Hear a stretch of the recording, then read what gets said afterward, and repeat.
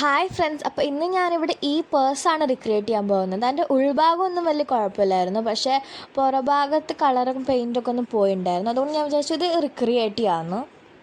അപ്പോൾ ഈ ഒരു തുണിയാണ് ഞാൻ അതിനുവേണ്ടി ഉപയോഗിക്കുന്നത്. ഇതിൻ്റെ ബോർഡറൊന്നും കളയാണ്ട് വെക്കാം, പക്ഷേ ഈ സീക്വൻസൊക്കെ ഒന്ന് കളഞ്ഞിട്ടാണ് ഞാൻ ഉപയോഗിക്കാൻ പോകുന്നത്. അപ്പോൾ ഞാനിതിൽ വിചാരിക്കണേ ഈ കറയുടെ ഭാഗം ഇവിടെ വെക്കാം, എന്നിട്ട് പിന്നെ ഈ ഒരു സ്റ്റഡുള്ള സ്ഥലത്ത് വേറൊരു സ്റ്റഡ് വെക്കാമെന്നാണ് ഞാൻ വിചാരിക്കണത്.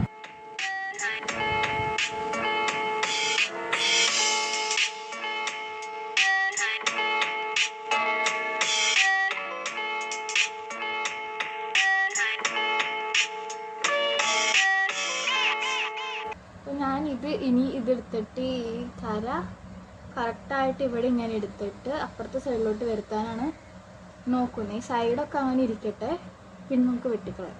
അപ്പോൾ ഞാനിത് ഹോട്ട് ഗ്ലൂ വെച്ചിട്ടാണ് ഒട്ടിക്കാൻ പോണത്. ഹോട്ട് ഗ്ലൂ തന്നെ ഒട്ടിക്കുമ്പോൾ ഞാൻ ആ ബോർഡറിൽ മാത്രമായിട്ടാണ് പശ വയ്ക്കുന്നത്. എന്നിട്ട് പിന്നെ ഫുൾ റാപ്പ് ചെയ്തെടുക്കുക. അതിൻ്റെ ഇടയിലൊന്നും പശ ഒട്ടിക്കാണ്ട് ഫുൾ അപ്പുറത്തെ സൈഡിലും പിന്നെ ബോർഡറുകളിൽ മാത്രമാണ് ഞാൻ പശ ഒട്ടിച്ച് കൊടുക്കുന്നത്.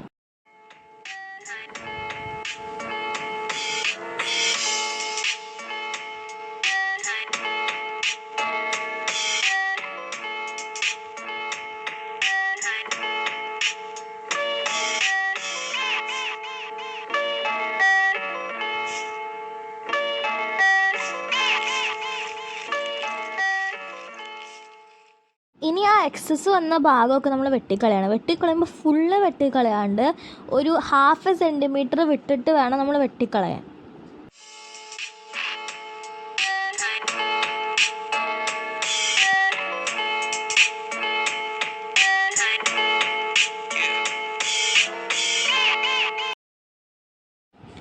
ഇനി ഞാൻ ഫെവിക്വിക്ക് വെച്ച് നമ്മൾ ആ കുറച്ച് വിട്ട സ്ഥലമുണ്ടല്ലോ, ഒരു 1/2 സെൻറ്റിമീറ്റർ, അത് റോൾ ചെയ്ത് അവിടെ തന്നെ ഒട്ടിച്ച് വയ്ക്കുകയാണ് ഞാൻ ചെയ്യുന്നത്.